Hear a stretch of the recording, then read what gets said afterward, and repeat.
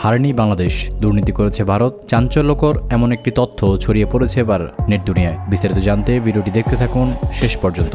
বাংলাদেশ কি সত্যি শুধু ম্যাচ হেরেছে, নাকি ভারতের বিপক্ষে এই ম্যাচে এমন কিছু মুহূর্ত ছিল যেগুলো দেখে ক্ষোভে ফেটে পড়ছেন টাইগ্রাস সমর্থকরা? সামাজিক মাধ্যমে অনেকের একটাই কথা, বাংলাদেশ হারেনি, ভারতকে বাড়তি সুবিধা দেওয়া হয়েছে। কেউ বলছেন ম্যাচের গতি হঠাৎ বদলে গিয়েছে কেন, কেউ বলছেন বাংলাদেশের ব্যাটিংয়ের সময় রান তোলা কঠিন লাগলেও ভারতের ইনিংসের চাপটা কেন ধরে রাখা গেল না, আর কেউ সরাসরি প্রশ্ন তুলছেন এই হার কি শুধুই ক্রিকেটের হার? চলুন আবেগের বাইরে গিয়ে পুরো ম্যাচটা বিশ্লেষণ করি।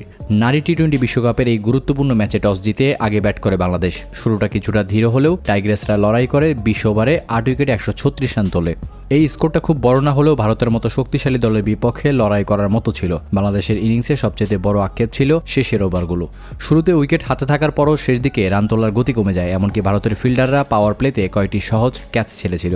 সেই সুযোগগুলো পুরোপুরি কাজে লাগাতে পারলে বাংলাদেশের রান আরও বড় হতে পারত। আর সেখানে সমর্থকদের প্রশ্ন, ভারত যখন একের পর এক সুযোগ দিচ্ছিল তখন বাংলাদেশ কেন ম্যাচটা নিজেদের নিয়ন্ত্রণে নিতে পারল না? জবাবে ভারত ব্যাট করতে নেমে শুরুতেই ধাক্কা খায়।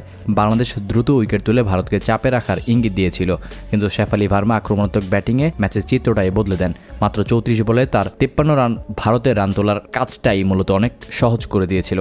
বাংলাদেশ মাঝের ওভারগুলোতে আবার উইকেট পেলেও ততক্ষণে ভারতের প্রয়োজনীয় রান রেট অনেকটাই নিয়ন্ত্রণে চলে আসে। শেষ পর্যন্ত ভারত 16.5 ওভারে 5 উইকেট হারিয়ে লক্ষ্যটা ছুঁয়ে ফেলে। তাই তো ম্যাচ শেষে অনেক ফ্যান আবেগে বলছেন বাংলাদেশ হারেনি, আমাদের সাথে দুর্নীতি হয়েছে।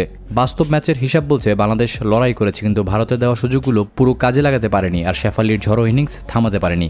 এই ম্যাচে বাংলাদেশের হার যতটা ভারতের শক্তির কারণে, ততটাই নিজেদের শেষের দিকের কিছু ছোট ভুলের কারণে।